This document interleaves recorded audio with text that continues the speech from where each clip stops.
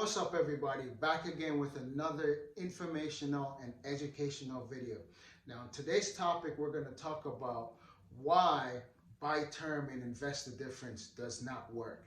Even though it's a great concept and I understand the logic behind it, I'm going to give you two reasons why it really doesn't work. And, I'm also going to break down why people push it, why there's some insurance companies that push this.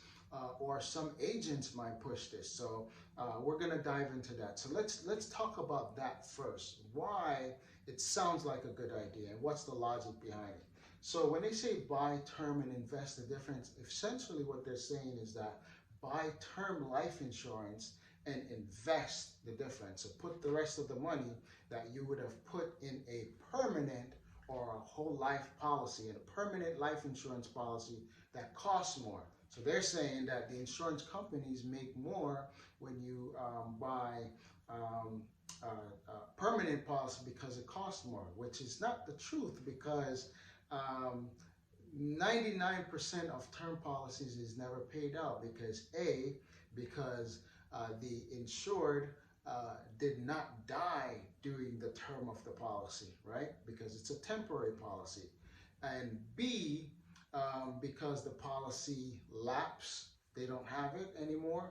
So very rare is a term life policy. Like I said, 99% of the time, it's not paid out. As opposed to with a permanent policy where as long as you keep that policy, it's gonna be paid because it's there until you die. All right, so which one do you think makes more money? You paying and not getting a return on what you paid, or or something where, if you keep the policy, you're going to your beneficiary is going to get paid. So again, that's what they're saying. Buy term life insurance because in your earlier years, when you don't have a lot of income, you're going to need the most insurance. So their logic is spend the less amount of money to get the most amount of insurance while your income is low, and invest the difference, because later on, when you have no need for insurance anymore and you're self-insured from your investment, then it doesn't matter that your insurance ran out because you don't need it anymore, because now you're self-insured because you invested that money all along and it built up, and now you have cash now, and your income went up over the years, so no need to have insurance. So have life insurance to cover you in the earlier years while you don't have the income, and as your income grows and as your portfolio grows, then you're self-insured and you have no need for insurance anymore. So that's the logic, okay? So now I'm going to tell you why it doesn't work, okay? Why it doesn't work. I'm not saying 100% of the time it doesn't work, because nothing is ever 100% of the time, right? But I'm going to tell you why it doesn't work, even though it's a great concept, or it sounds like a great concept. The first thing is, it says buy term and invest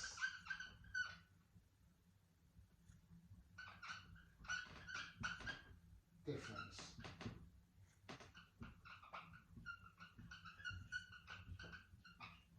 Okay? Okay, so it's a two-step process. Buy term and invest the difference. The problem is that investing takes discipline. All right?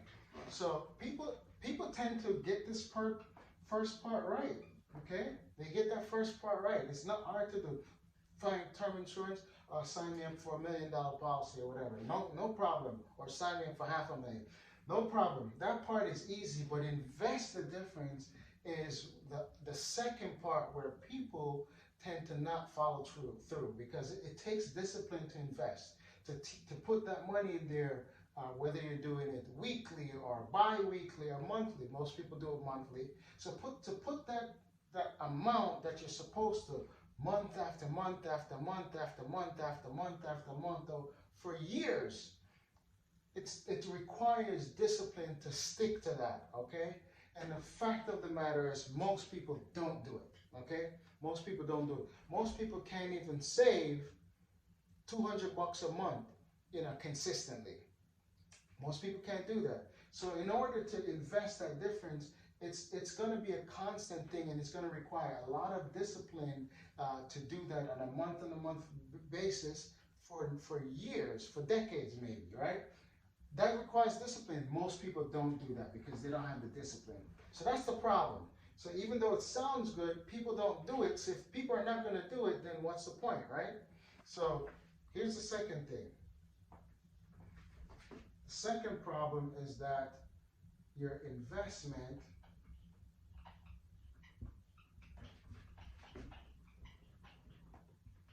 is in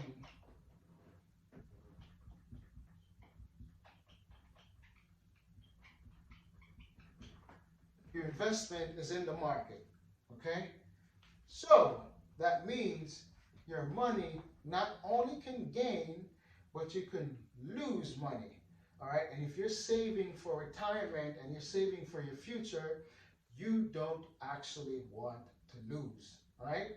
You don't want to lose, right? So, like for example, in 2008, when the stock market crashed almost 40%. So if you had $1 million in your account, right? If it grew to $1 million and it went down to just over 600,000, that's a hard pill to swallow, all right? So the fact that you don't have the safety that you would need to make sure that, hey, it's gonna be there regardless, it is susceptible to the market volatility, right? So when the market goes up, you can lose money. So, you know, you can gain some and then you lose some, but in the long run, you're probably going to gain more than you lose, but you still could lose. I don't want to lose what I've already gained, right? So that's why it's not necessarily the safest thing to do, because your money, you can lose money, all right? Actually, you have another one. I'm going to give you three. 3 reasons. Uncle Sam. Taxes. The fact of the matter is, you're going to have to pay taxes on anything that you gain there, and that tax is going to be a hefty fee. Now, Uncle Sam will tell you to put your money in these vehicles, all right? IRAs, 401ks, that, and save for retirement and all of that. They'll tell you, mutual fund, whatever it is. But your money's tied to the stock market, and you could lose. Plus, whatever you gain, you're going to have to pay taxes on. And a lot of people have this false sense of security that when you're older, you're not going to pay as less taxes because you're in a smaller tax bracket. Now, let me ask you this question: when do you think you would have more deductions? Or if you could, I could even ask the question of when do you think you would have less deductions? All right, you're going to have more deductions when you're younger, right? Because house, whatever, income, you know, job, whatever. There's more deductions that you can have. When you're older and you're retired, there's less to deduct. So if there's less to deduct, obviously the taxes are going to be more, right? If you have less to write off, then your taxes are going to be up instead of down, right? You're going to pay more in taxes because deductions lower the taxable income. All right, makes sense? So those are reasons why this actually don't work. Even though it's it sounds good, but because people don't have the discipline to invest the difference, and when you invest the difference, your money is actually invested in the stock market, which means you have a risk of losing money. And then taxes, you have to pay taxes on any gains that you have, and when you're older, you actually have less to write off, so the taxable income is going to be higher. Hopefully that makes sense to you guys.